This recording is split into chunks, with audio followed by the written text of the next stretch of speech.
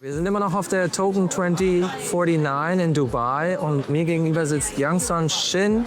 Er ist der Head of Product von Flipstar, einer Exchange, die mittlerweile 1 Milliarde US-Dollar an Handelsvolumen pro Tag macht, 2022 gegründet wurde. Und er verrät uns, warum es heute schwieriger denn je ist, mit Crypto-Trading als Kleininvestor Geld zu machen.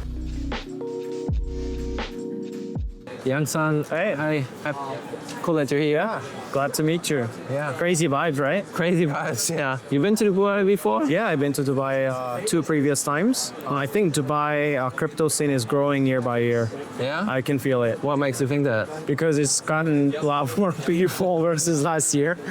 Yeah. So, yeah. Okay. What do you think about all this flashing of money in Dubai? Well, I think it's got caveat, right? But for crypto perspective, Yeah. there's really nothing to like hate about.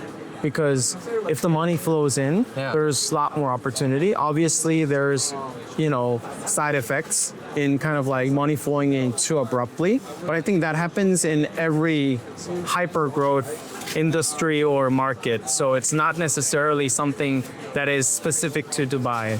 It's something that happens when there's like a huge opportunity and then there's like a huge growth.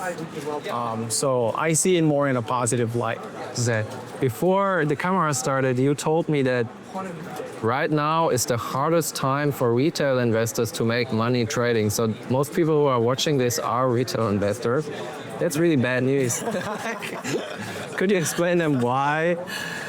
Well, I think it's a natural flow in one sense, because if you think about it, the traditional stock market or financial market, it's not easy for a retail trader to easily make money without any knowledge or a discipline, right? If that's true, then I think over time, then the same thing will be true to crypto.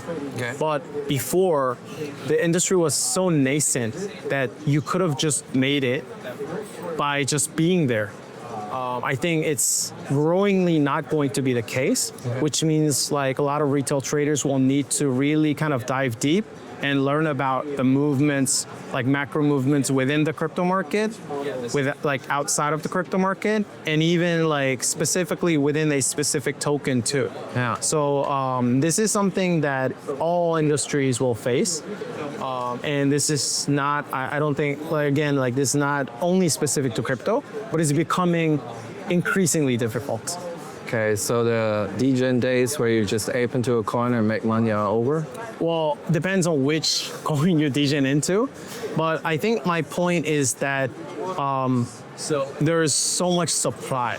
Yeah. Because it's decentralized, anyone can mint, anyone can issue a token, Yeah. like a meme coin, versus when it was really hard to actually launch a mainnet or like an L1, and you were only able to have like invest into like 4 or 5 tokens in the early days. When I first was exposed to crypto, there was only like Bitcoin. When was that? It was like a 2016, late 2016, 2017. It was like Bitcoin, Litecoin, Ethereum, Ripple, like that's about it. Yeah. Now, like if you invested in any of the 4 at that time, you would have made it, right? And the point being now, how many, like I can't even count how many tokens are minted every day. Even now, there's gonna be like, ton of meme coins that are getting launched, ton of like new projects that are getting born. So it's super important that you're like very much disciplined and you know what you're investing.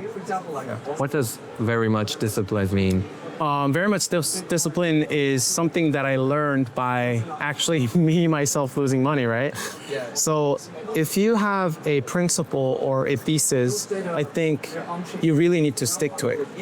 And then it's really hard to keep your principles or your discipline intact in crypto because there's so many like distractions or noises that make you do actions that weren't intended, right?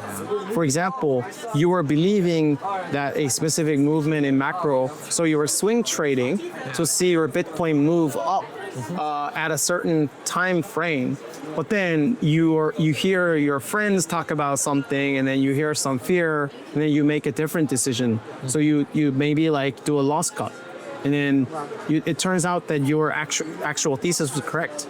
So what I'm saying is you can lose. Obviously, no one is like, there's no 100% winning strategy, but I think it's important to learn through that thesis and keep your discipline and principle. It's not because I'm not saying this because I'm like a best trader or like I'm the expert in trading. It's because I see from a person who is working at an exchange, I see traders how they behave and who are the traders that are actually making it, right? So based on those big data pool, I think it's really important to keep that momentum and like your principles intact for a longer period of time. What else do you know about the traders who make it, aside that their disciplines? Well, I think if we see, it's important that you survive. A lot of times, people are very high, like especially people in crypto. They're obviously in essence, they're high risk seeking.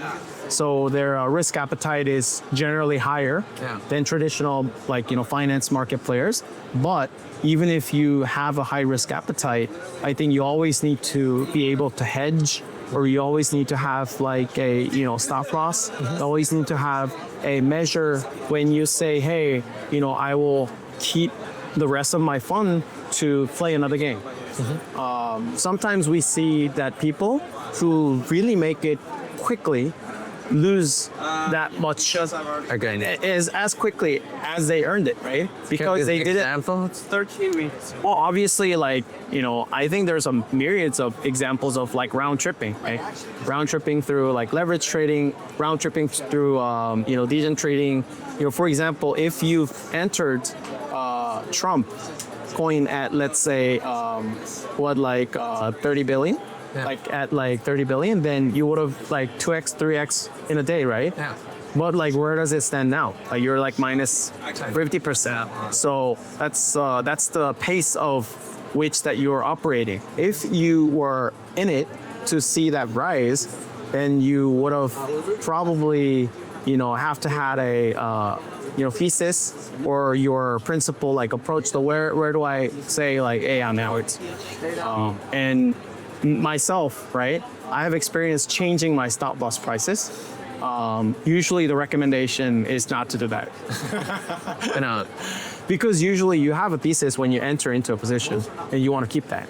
Instead of just always degening and by these volatile price movements. You said people should be disciplined and stick to their thesis and also be aware of macroeconomic trends because the crypto market changed. So what's your thesis? Well, I'm not I would say a scalp trader. So I'm more of a swing or long-term trader. What is that? Meaning that you see it more from a macro or cyclical perspective. And then I try to look at sectors that are booming. Okay. Watch people talk about it, the mind shares on socials, and see which sectors might be up and coming, and then maybe have a position into those sectors specifically, and wait until that sector kind of pops up. But that's not necessarily same thing as a trading purpose. Right? So you need to know what kind of game you want to play, and know exactly what kind of style you are to make a game. Okay, but you said you're more like a cyclical trader. So one question people keep asking, are we in a bull market right now or not? And how long is it going? Well, I think it's really interesting to say we're at a bull or we're at a bear. But it's really funny because if you see memes, right? People say, oh, it's 5% of it's bull market, and then why is 2% is a bear market. Yeah. So you want to see it from a more longer time horizon. Okay. And I think we're still at a stage where the rise of the bull cycle isn't over. I think that's kind of like the market consensus, right? A lot of people say that the like because we started off at like what 40K ish, 48K ish, and then we started to go up. So we're still at what 95. So it means like it's not as if like we're all dead, but there was a correction from the top. So it's either are we going to regain that momentum to re-challenge or so I think it's very uncertain at this stage, which makes it really difficult to have a position in. So a lot of people are just kind of speculating, just seeing like how the movement will go, how the test will. So from that perspective, I think it's up for interpretation at this stage. We keep asking people on this conference for their most bullish prediction for Bitcoin this year. What would be yours? Other than Bitcoin? No, just Bitcoin. Come again? What would be your most bullish prediction for Bitcoin this year? Oh, like as a price. Yeah, that's what it is. The most bullish, personally, I would say, I don't know, 200K by the end of the year. Where do you get that number from? Oh, it's just like a moonshot number that I would put. Okay. Because you never know the market, right? Yeah. I'm humble enough to not like, so it's not a prediction. I would say it's more of a hope. Okay, cool. But you said bullish, so a mega bull. And what is the realistic prediction? I don't know. I don't really I'm not really a good predictor of prices. So I'm not sure how the price movement will go. It really depends on how people will react to like macro environments or how this all this tariff stuff is going to pan out. And how the institutions or governments will act upon. Because I personally feel like right now a lot of the Bitcoin movements are driven from institutional inflow, right? Like MicroStrategy keep buying Bitcoins. And it shows because a lot of the other altcoins aren't as resilient as Bitcoin. So I think Bitcoin price will really heavily hinge upon those movements. So it really depends. What I can say, I think I can say to that extent. Do you think that is sustainable? Sustainable? Like MicroStrategy and stuff like that, buying it up and keeping the price? Well, I think it depends on how that will pan out. Because, for example, it's kind of similar to stocks, right? A lot of people, it really depends on how the market perceives it. So there's obviously a risk of spiraling down. But if, for example, retails or if the market perceives it as consensus, and then more markets come in, then obviously that'll kind of end itself out. But as you pointed out, I think it's more of a capital market thing. So I think it's a little bit different from stock market, because obviously you're kind of looking at gold. Yeah. So it's a digital gold. Then is gold price gonna sustain? We don't know. So we keep hoping though. It keeps swapping now. So. But we know that there's going to be a cycle, right? So I probably can say as much as there's going to be cycles, but I can't say whether it'll eventually keep going up, right? Because if you think about gold price too, it's constantly gone up, but there were cycles where it dipped and re-rose, but it's at all-time high. So we'll see. Okay, last question. If you would be a young person who wants to invest in crypto for the first time, what would be your suggestion as somebody who leads an exchange to that person? Well, I would say start with Bitcoin. Start with Bitcoin. But I think also at the same time, try to investigate a project that you can really attach yourself to. So for me, obviously I started, knowing about, Bitcoin and Ethereum from 2016, 2017. But what really got me to love the industry and really feel or have bullish momentum to what the industry is building was through NFTs. It kind of got me because I like art or I like fashion. So NFT really kind of, I think got into me. So that moment where you feel something for a specific project will really get you be more involved into the market. So I would actually ask these like young audience that is watching this show to find that, or find something that you really feel passionate about within this crypto industry. If there is one, like, you're lucky because you really understand it. Once you become and let's say like a quasi expert on it, there's a higher chance that you will have a better understanding on its movement too, right? So I would recommend that. But also you also have to have that central currency or central I would say like a foundation. So Bitcoin is a bit sort of that. Cool. Thank you. That was really, really interesting. Thank you. Trying to stay at Dubai.